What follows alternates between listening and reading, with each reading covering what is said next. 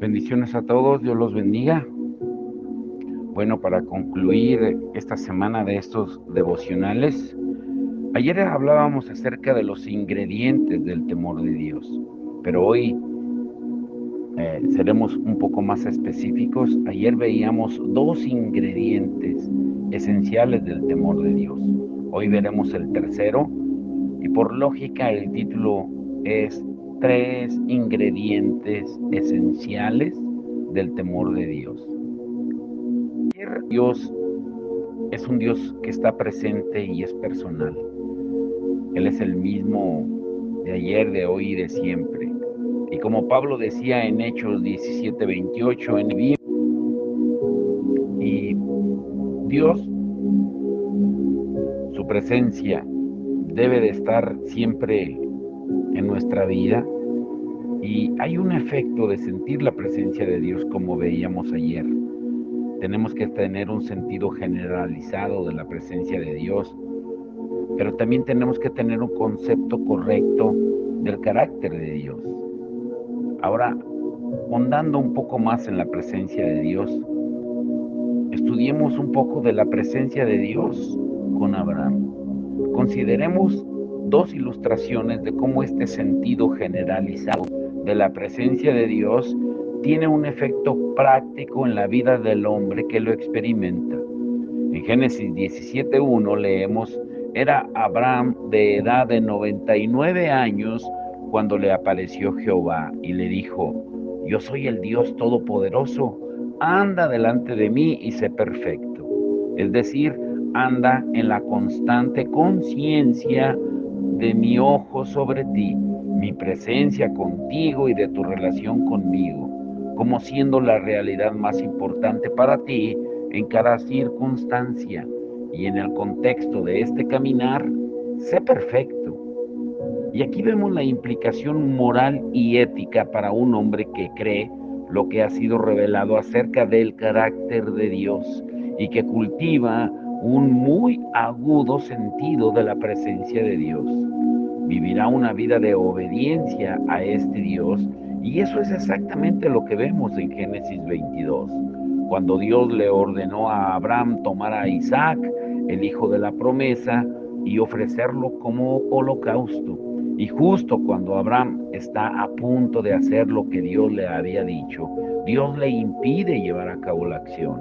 Y notemos lo que Dios le dice en el versículo 12: ya conozco que temes a Dios, por cuanto no me rehusaste tu hijo, tu único. O sea, era el temor de Abraham a Dios, arraigado en su caminar ante Dios, lo que le constriñó a ese acto de obediencia, al estar dispuesto a sacrificar a su amado hijo Isaac. Otro ejemplo que vemos también es en la presencia de Dios con José. Es un ejemplo muy llamativo de este principio que se encuentra en Génesis 39. José es un joven en la corte del faraón y muy probablemente contemplado de continuo la inmoralidad, y contemplaba la inmoralidad generalizada característica de las religiones paganas. Y tenemos todo el derecho de creer que era un hombre joven, normal, con apetitos y deseos normales como un joven. Aunque no por su culpa, él comienza a recibir proposiciones sexuales de parte de la mujer de su jefe, de Potifar.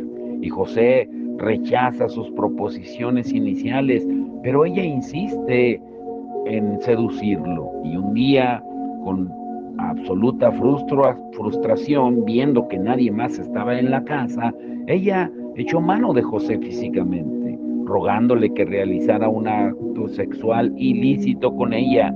Sin embargo, por la gracia de Dios, José resistió todas sus malvadas proposiciones y huyó de ella, dejando su manto puesto en sus manos. Y esta frustrada dama de la noche usó el manto de José como evidencia para probar que había hecho un intento inmoral con ella.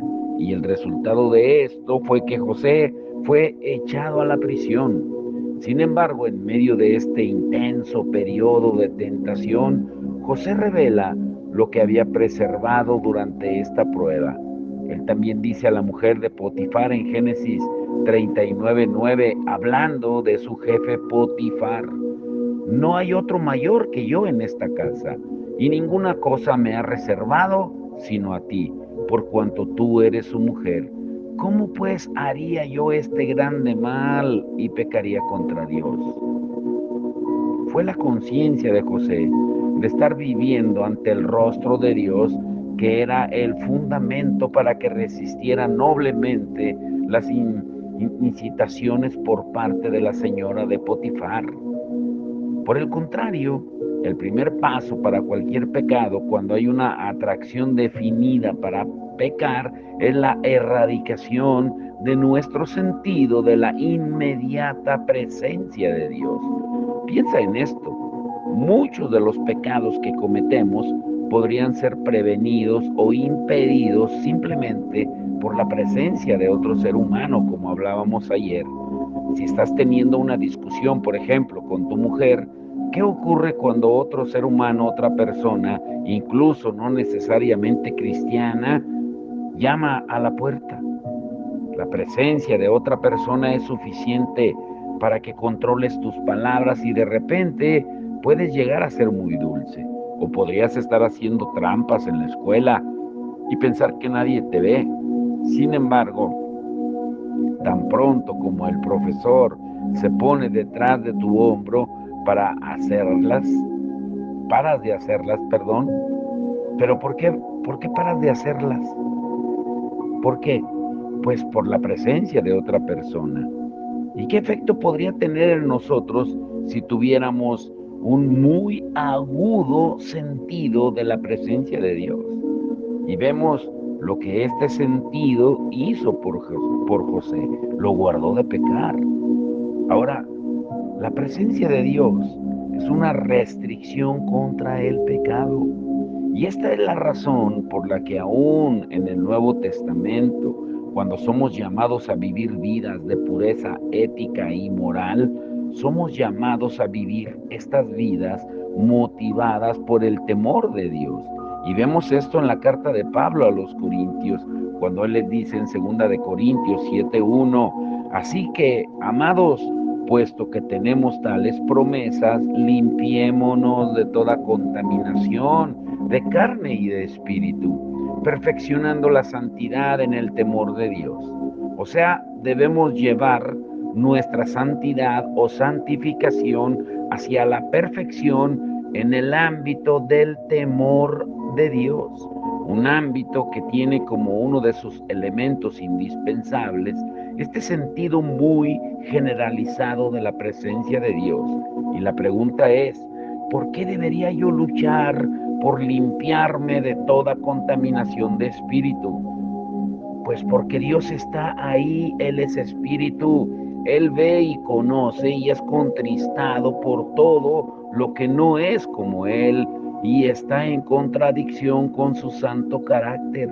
Él no está en algún lugar por ahí, sino que, como Él dice al final del capítulo del estudio que vimos ayer en 2 Corintios 6:16, habitaré y andaré entre ellos y seré su Dios y ellos serán mi pueblo.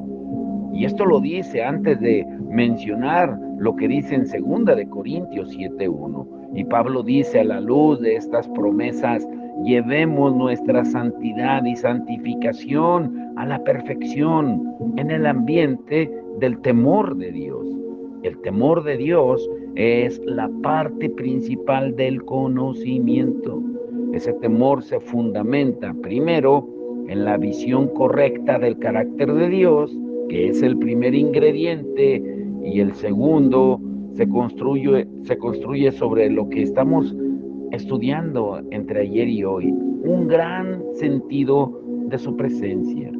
Pero, ¿conoces algo de este temor?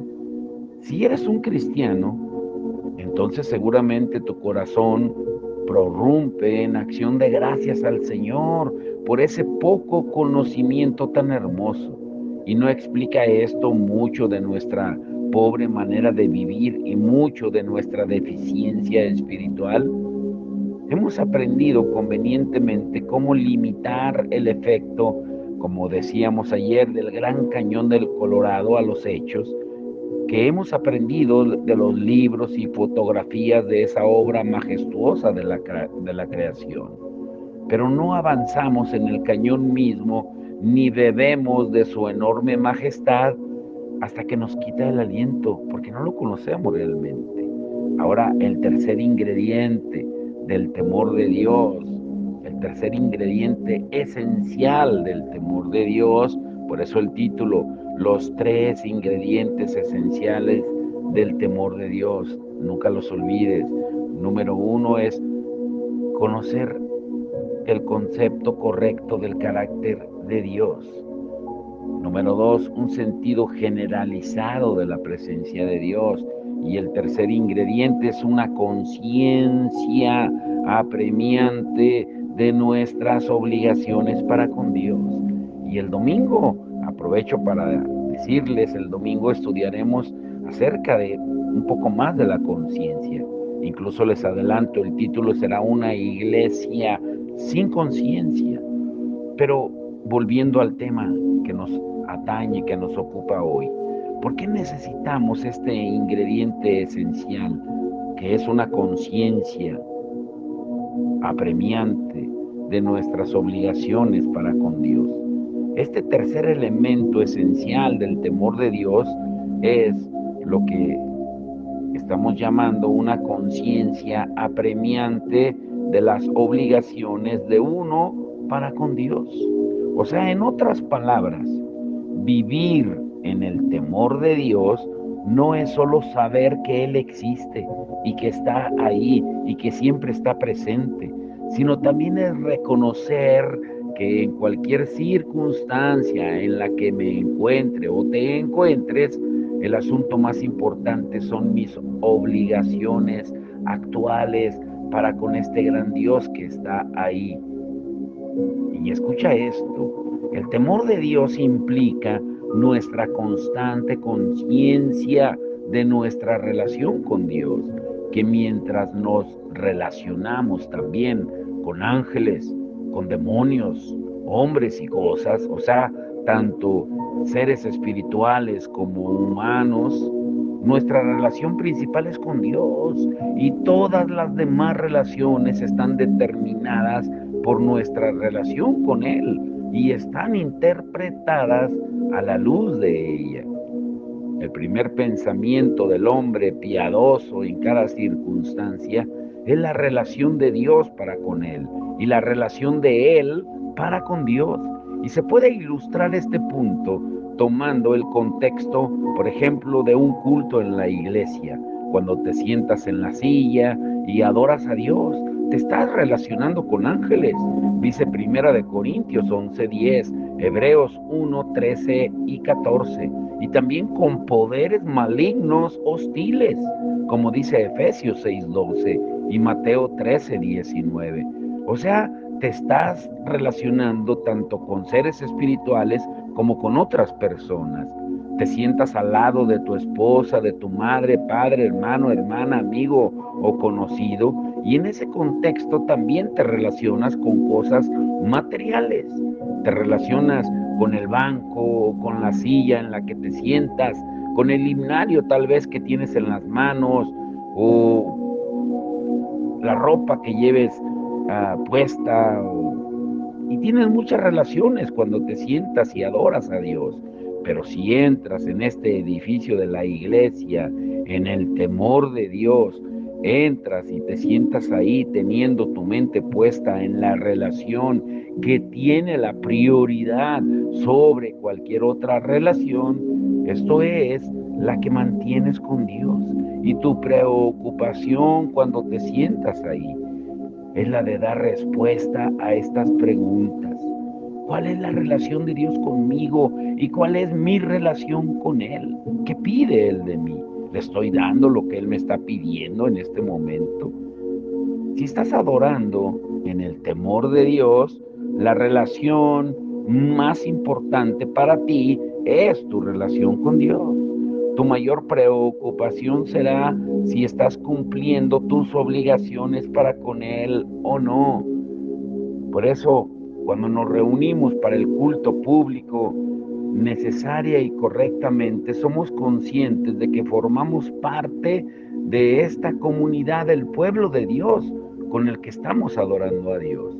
Nuestro Señor nos enseña que si en este contexto somos conscientes de un problema en la relación con un hermano o hermana, debemos de suspender nuestra adoración mientras buscamos solucionar este problema de relación, como Él lo dice en Mateo 5, 23 y 24. Y de manera parecida, cuando el apóstol Pablo estaba corrigiendo algunos de los problemas en la iglesia de Corinto, claramente él estaba subrayando la necesidad de que seamos conscientes de nuestros hermanos y hermanas cuando venimos a la mesa del Señor, como él lo dice en 1 Corintios 11:33. Sin embargo, en el orden de prioridades, nuestra preocupación suprema en la adoración debe ser la relación que tenemos con Dios. Cuando es de otra manera, Dios expresará la denuncia intemporal, lo que Él mismo lo dijo en Marcos 7:6. Este pueblo de labios me honra, mas su corazón está lejos de mí. La importancia del temor de Dios, que incluye la preocupación consciente de cumplir nuestras obligaciones para con Él, hace que esta pregunta sea relevante y vital. ¿Cuál ha sido y cuál es actualmente la relación más importante para ti cuando estás adorando en el culto? ¿Es tu relación con Dios o es tu relación con el tiempo lo más importante para ti? Y te dices a ti mismo, bueno, es que he sufrido, ya este servicio ya se alargó por 2 horas y si no se termina en 15 minutos me voy. ¿O es tu relación con tu padre o tu madre lo más importante? Piensas dentro de ti, estoy aquí porque mi padre y mi madre me dicen que tengo que estar, por lo que tengo que soportar el venir. ¿O es tu relación con tu reputación lo más importante? Es que soy un miembro de la iglesia y si no asisto, la gente pensará que ando mal espiritualmente. Así que iré para que me vean, para guardar las apariencias. Y te pregunto, cuando escuchas estos ejemplos, ¿es esto lo que te lleva a la iglesia? ¿Te puedes dar cuenta de cuán práctico es esto? ¿Cuál es la cuestión más apremiante para ti desde el momento en que entras a la iglesia, por las puertas de la iglesia? Bueno, aunque nosotros no tenemos puertas todavía. E incluso antes de que lo hagas, si estás andando en el temor de Dios, si estás viniendo al culto en el temor de Dios, entonces serás abrumado con la conciencia apremiante de tus obligaciones para con Dios. Ahora, número 1, la esencia de nuestras obligaciones para con Dios, ¿qué significa? Si un ingrediente esencial del temor de Dios es una conciencia apremiante de mis obligaciones para con Él, ¿cuál es entonces la esencia de mis obligaciones para con Dios? Creo que todas nuestras obligaciones para con Dios pueden ser desglosadas en 3 encabezamientos: amarlo supremamente, obedecerlo implícitamente y confiar en Él completamente. Ahora, ¿qué significa amarlo supremamente? ¿Cuál es el primer y gran mandamiento? ¿Cuál es la suma de todo lo que Dios requiere de nosotros? A nuestro Señor Jesucristo le hicieron esta pregunta y su respuesta se encuentra en Mateo 22, 37 al 38, donde leemos: Jesús le dijo, amarás al Señor tu Dios con todo tu corazón y con toda tu alma y con toda tu mente. Este es el primero y grande mandamiento. Y aquí estamos en el mundo de Dios, relacionándonos con hombres, con ángeles, con poderes demoníacos y otras cosas. Y en todas estas relaciones la persona que es un verdadero hijo de Dios y que está andando en el temor de Dios, se esfuerza en recordar y ser apremiado por el reconocimiento de sus obligaciones para con Dios, al confiar para salvación solo en el único que guardó perfectamente este gran mandamiento a favor suyo. El verdadero creyente busca sinceramente amar a Dios supremamente.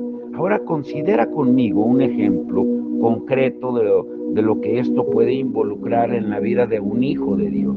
Imagina a un hombre que es un cristiano y consecuente, profesante, y recientemente recibió un aumento en su salario como recompensa por su trabajo diligente y por su lealtad a la empresa para la que trabaja. Pero al pasar cada día en su camino al trabajo, por delante de un concesionario de carros nuevos, no puede hacer otra cosa que ver ese nuevo carro reluciente que brilla en el escaparate. Y él comienza a experimentar una disposición de codicia y desea tener ese carro. Y no principalmente porque la compra de ese carro pueda ser parte de una decisión económica sabia para sí y su familia, o parte del ejercicio de una mayordomía, una administración de su incremento salarial que honra a Dios, sino simplemente porque ese carro le parece atractivo. Y ese carro, ahí donde está, se ha convertido para este hombre en un ejemplo concreto de los deseos de los ojos. Él sabe que comprar ese carro significará que no será capaz de incrementar sus ofrendas para la obra de Dios en un grado proporcional con su incremento anual de salario. Pues si él sabe que Dios dice que debemos de honrarle a Él con las primicias de nuestros frutos, como dice Proverbios 3:9, pero ya ha comenzado a racionalizar que es su libertad cristiana para hacer que este incremento sea una excepción. O sea, está extremadamente tentado a amar la figura del carro, la potencia del motor que tiene, más que a Dios. Y si cae en esa tentación en ese momento, pues no está andando en el temor de Dios. Y si está andando en el temor de Dios, no cederá a esa tentación de ese apego idólatra a ese nuevo carro. Ahora, entiende muy bien esto. ¿Estoy diciendo que la gente no debe tener carros nuevos? Claro que no. El punto importante es que si la motivación para conseguir el carro es un amor hacia el carro que compite con el amor de Dios y que lo sustituye, que debe ser el amor supremo, y que si el amor hacia ese carro impide la obediencia a Dios, que debe ser nuestra obediencia implícita, entonces ese hombre no está caminando en el temor de Dios. Cuando nuestro Señor llama a los pecadores a que se comprometan con Él como discípulos suyos, Él lo hace con estas palabras que nos escudriñan. En Lucas 14:26, si alguno viene a mí y no aborrece a padre, madre, mujer, hijos y hermanos y hermanas, y aún también su propia vida, no puede ser mi discípulo. O sea, Él dice, si vienes a mí, incluso el amor legítimo por uno mismo que se expresa en el deseo de preservarse a sí mismo, se tiene que sacrificar. Un amor por Él te ha de llevar más allá de la preservación de ti mismo, hasta el punto de que veas tu propia vida como prescindible. El vivir en el temor de Dios significa que estás comprometido a amar a Dios, sin importar el costo, aun cuando pueda significar negarse a comprar un carro nuevo. Todo verdadero hijo de Dios sabe que no puede cumplir la obediencia al mandato divino de amar a Dios con todo su corazón, mente, alma y fuerzas. Un verdadero cristiano sabe que tiene la constante necesidad de una continua aplicación de la sangre de Cristo por el pecado de no amar a Dios con un afecto supremo. Y al mismo tiempo, porque es un hijo de Dios que anda en el temor de Dios, gozosamente abraza y busca vivir bajo el apremio de su obligación de amar a Dios supremamente. Y no tolerará como patrón de vida a cualquier persona o cosa como divinidad que rivalice con Dios. Vivir en el temor de Dios significa vivir estando comprometido conscientemente con la obligación de amar a Dios supremamente. En segundo lugar, obedecer a Dios implícitamente. Entonces, como prueba de ese supremo amor por Dios, obedecerlo de manera incuestionable es el segundo aspecto de nuestras obligaciones para con Dios. Jesús dijo en Juan 15:14, vosotros sois mis amigos si hacéis lo que yo os mando. O sea, tenemos que obedecer las leyes, así al igual que obedecemos las leyes del país. Y Dios dice que lo hagamos en Romanos 13:1. Debemos obedecer a los líderes eclesiásticos, obedecer a vuestros pastores y sujetaos a ellos porque ellos velan por vuestras almas, como quienes han de dar cuenta, para que lo hagan con alegría y no quejándose, porque esto es provechoso, dice Hebreos 13:17. Y debemos obedecer a nuestros superiores, como Pedro lo dice en Primera de Pedro 2:18. Pero solo Dios ha de ser obedecido de manera incuestionable. Y si hay cualquier conflicto entre la voluntad revelada de Dios y la de cualquier superior designado por Dios, sea civil, eclesiástico, doméstico o laboral, entonces Hechos 5:29 entra en acción, que dice, es necesario obedecer a Dios antes que a los hombres. Y notemos la palabra es necesario, o sea, es nuestra obligación, dice Pedro, temer y obedecer a Dios antes que a los hombres. Pedro era un hombre que andaba en el temor de Dios. Andando en el temor de Dios, dijo a los líderes eclesiásticos, tengo una obligación que está por encima de cualquier obligación de obedecerlos a ustedes. Esta obligación es la de obedecer a mi Dios. Y tal vez el más hermoso ejemplo de obediencia en el temor piadoso se encuentra en la vida de nuestro Señor y Salvador Jesucristo. Como ya estudiamos anteriormente, la Escritura dice de nuestro Señor en Isaías 11:2 que reposará sobre él el Espíritu de Jehová, espíritu de sabiduría y de inteligencia, espíritu de consejo y de poder, espíritu de conocimiento y de temor de Jehová. Nuestro Señor Jesús anduvo en el temor de Dios. ¿Y cómo funcionó el temor de Dios en él? Vemos especialmente que él amó al Padre supremamente cuando vino al santuario secreto del Getsemaní y del Gólgota, como el Hijo unigénito del Padre. Él amó y se deleitó en su comunión consciente con el Padre. Él podía decir a su Padre, yo sabía que siempre me oyes en Juan 11:42, pero ahora el plan del Padre para el Hijo demandaba que caminara por un camino en el que él sería privado del consuelo sensible del sostén de Dios en el Getsemaní. Ahí el Padre da a su Hijo amado una mayor concepción de lo que significaría para aquel que no conoció pecado ser hecho pecado por nosotros. Él tenía que dejar aquello que para nuestro Señor Jesús era la vida misma. Sin embargo, el Señor Jesús anduvo tanto en el espíritu del temor de Dios que su amor supremo al Padre le hizo decir, no se haga mi voluntad sino la tuya, en Lucas 22:42. Ahora, en estas palabras de nuestro Señor vemos un ejemplo impresionante de este segundo elemento esencial de nuestra obligación para con Dios, una obediencia incondicional a Él.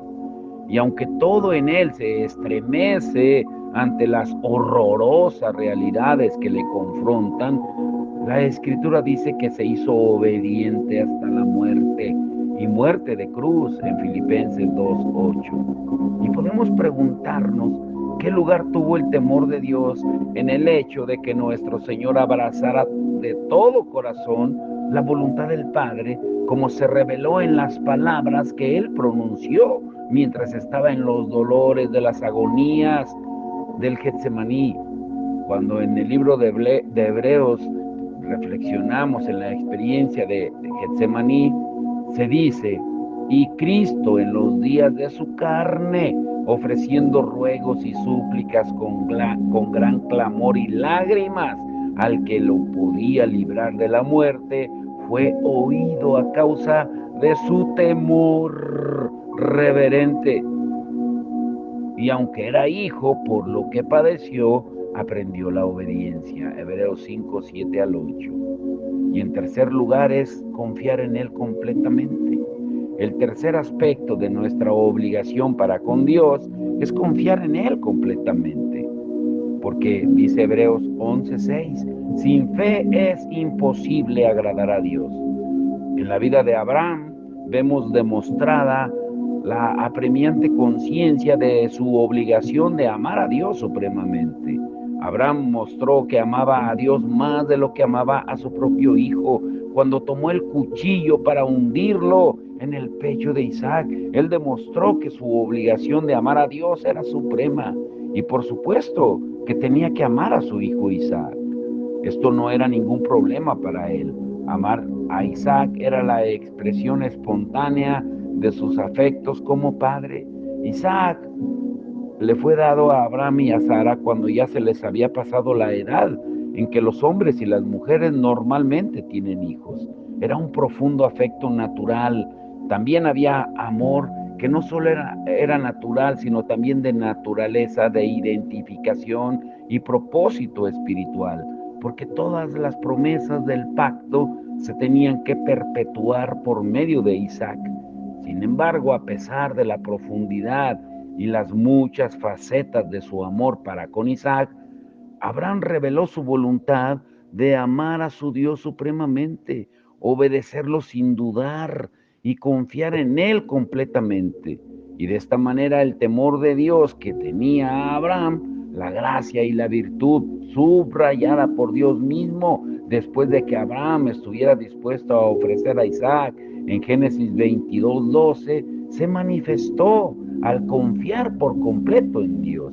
Y este hecho se pone de relieve muy claramente en Hebreos 11:17-18. Ahí se nos dice que fue por la fe que Abraham ofreció a Isaac y que al ofrecerlo, Abraham confiaba que Dios era capaz de levantar a Isaac de entre los muertos. En otras palabras, su temor de Dios lo llevó a confiar en Dios por completo. Y te quiero dejar con esto. Vamos a continuar todavía con este tema la próxima semana. Pero esto es precisamente a lo que Dios nos llama. Él mira a nuestros Isaacs y nos dice: ¿me amas más que a este? Y muchas veces nos llama a andar en una dirección que inmediatamente despierta la voz de protesta de nuestro afecto natural.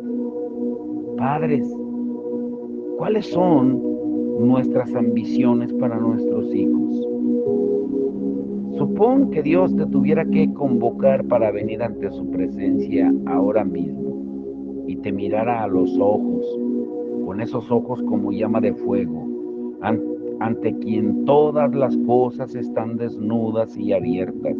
Y supón que Dios ahí te preguntara cuál es la cosa que más deseas para tus hijos. ¿Qué responderías? Podrías responder casi sin pensarlo que tu suprema ambición para tus hijos es que ellos sean lo que Dios quiere que sean. Y si esto significa que Él quiera salvarlos a los 7 años de edad para llevárselos a los 9 años, ¿estarías dispuesto a decir hágase su voluntad? Si esto significa que los toma y los envía a trabajar en la proclamación del Evangelio, en algún lugar apartado y morir ahí en la pobreza, en los fracasos totales a los ojos del mundo, e incluso de muchos en la iglesia, ¿puedes decir que así sea? ¿Puedes responder de esta manera? Si no, déjame decirte que tu reticencia puede ser indicación de que en esa área de tu relación con tu hijo no estás andando en el temor de Dios, no lo estás amando supremamente, ni confiando completamente en Él con respecto al futuro de tus hijos. Algunos jóvenes que pueden estar escuchando pueden tener una profunda e íntima relación con sus padres, pero llegará el tiempo cuando en las maneras ordinarias por la que Él hace conocer su voluntad a sus hijos, Dios pueda decir a una persona joven, es ahí donde debes ir y esto es lo que debes hacer. Y el joven, el jovencito, la jovencita, puede ser tentado a decir, pero Señor, si hago esto, mi madre y mi padre no lo entenderán, se volverán en contra de mí. Si Dios te pone en esta situación, ¿qué es lo que vas a hacer? En ese momento necesitas pedir a Dios que por su Espíritu inunde tu corazón con su temor para que seas apremiado por la conciencia a que tu obligación esencial, principal y suprema es para con Él y solo con Él. No debes amar al Padre o a la Madre más que a Dios, o mostrarás que eres indigno de ser su discípulo, como Él lo dice en Mateo 10:37. Y puede que venga un tiempo cuando la única manera de andar en el camino de la voluntad de Dios sea pasar por alto el corazón del Padre o de la Madre. Puedes hacer esto con lágrimas, puedes hacerlo con un sentimiento de dolor interior, pero debes hacerlo. Si vas a caminar en el camino de la voluntad revelada de Dios, confiando en que Dios resolverá las consecuencias de tu obediencia a su tiempo y a su manera. Pero, como con todos estos otros aspectos de la obediencia, del temor de Dios actuando en las vidas del pueblo de Dios, encontramos en nuestro Señor Jesús el ejemplo más claro de cómo el temor de Dios produjo una absoluta confianza en Él. El Getsemaní y el Gólgota no fueron solo las mayores pruebas de la obediencia de nuestro Señor arraigadas en el temor de Dios, en medio de ese supremo amor por el Padre y de esa obediencia incondicional, sino que la confianza de nuestro Señor en el Padre se puso a prueba de la manera más profunda. Alguien ha dicho que las últimas palabras de nuestro Señor en la cruz fue: Padre, en tus manos encomiendo mi espíritu, en Lucas 23:46. Y fueron tal vez el mayor acto de fe que jamás se realizó en la tierra. Aquí, sin ningún goce sensible del rostro del Padre, con los cielos envueltos en oscuridad, habiendo experimentado el Hijo de Dios en sí mismo la ira y el desagrado del Padre en contra de los pecados de su pueblo, en esa oscura situación, Jesucristo mostró una completa confianza en Dios. Isaías 50:10 lo profetiza y dice: ¿quién hay entre vosotros que teme a Jehová y oye la voz de su siervo? El que anda en tinieblas y carece de luz, confíe en el nombre de Jehová y apóyese en su Dios. Cuando el Señor Jesús habló sus últimas palabras, esta profecía tal vez se realizó más que en cualquier otro momento de la historia humana. Ahí estaba el Hijo de Dios y también el siervo de Dios, quien obedeció a la voz de Dios andando en oscuridad. Sin embargo, él no se aparta de su Padre y de la certeza de su promesa y le dice: Padre, en tus manos encomiendo mi espíritu. Y te dejo con esto. Antes de experimentar los acontecimientos relacionados con su muerte, nuestro Señor repitió a los discípulos que Él no solo tenía que ser rechazado, traicionado y entregado a la muerte, sino que después de 3 días Él se levantaría de los muertos. cuando inclina su cabeza mientras está clavado en la cruz y expira su último aliento encomendando su espíritu en manos de su Padre amoroso, Él lo hace en la confianza de la fe de que sería levantado de los muertos. Y por eso nos dejó una obligación, que será el título principal del próximo martes: las obligaciones cristianas y el temor de Dios. Pero vamos a orar y a pedirle al Señor que Él nos ayude y medita en el estudio de hoy. Yo sé que hoy se alargó un poco más, pero es para que sea consecuente con lo que veremos el domingo, y es una iglesia sin conciencia. ¿Has meditado? Te dejo con esto, que el primer mensaje de Jesús en su ministerio público fue: arrepiéntanse, en Mateo 4:17. En Lucas 5:32 dice: arrepiéntanse porque el reino de los cielos se ha acercado. Y en Lucas 13:3 Jesús dijo: no he venido a llamar a justos, sino a pecadores al arrepentimiento. Y fue aún más categórico cuando dice en Lucas 3:8: no antes, sino si no se arrepienten, todos perecerán igualmente. Y aquí notamos una descripción de la relación entre el arrepentimiento y el comportamiento. Pero ¿qué sucede hoy? ¿Por qué la iglesia camina sin esta conciencia del arrepentimiento? Bueno, el domingo lo sabremos. Vamos a orar. Padre, en el nombre de Jesús, te damos toda la honra y la gloria, Señor. Señor, que estos estudios que tú nos estás dando acerca del temor olvidado, porque en realidad está olvidado el temor a Dios en la iglesia, porque ¿qué ha pasado con los que dicen que tienen el temor de Dios, pero en realidad no se muestra en sus vidas? Hoy la iglesia necesita desesperadamente volver al temor de Dios, que se está yendo de nuestras conciencias. Por eso necesitamos, Señor, que tú despiertes nuestra conciencia a través del poder de tu Espíritu Santo, de la revelación de tu palabra. Te lo rogamos, Señor, y te rogamos también por todos aquellos que se están apartando, porque sabemos también que son señales del fin de los tiempos, de dolores de parto, de esa apostasía que tanto tú nos hablaste, de que el amor de muchos se iba a enfriar, y lo estamos viendo, Señor. Pero es tiempo de despertar, porque la noche está avanzada y el día se acerca, el día de tu venida, Señor. Por eso te rogamos que a través de tu palabra despiertes, Señor, nuestro espíritu dormido, cautivo, y que nos hagas libres, Señor, verdaderamente libres. Como tú lo dices, al conocer la verdad, como lo dijiste claramente, conocerán la verdad y la verdad os hará libres.